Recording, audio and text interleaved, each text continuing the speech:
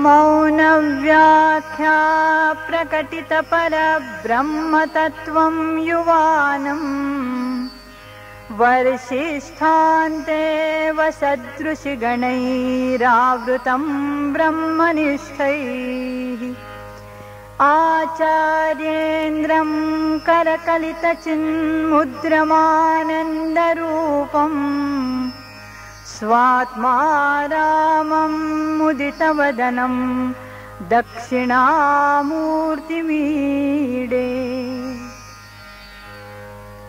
वटविटपि समीपे भूमिभागे निषण्णम् सकलमुनिजनानां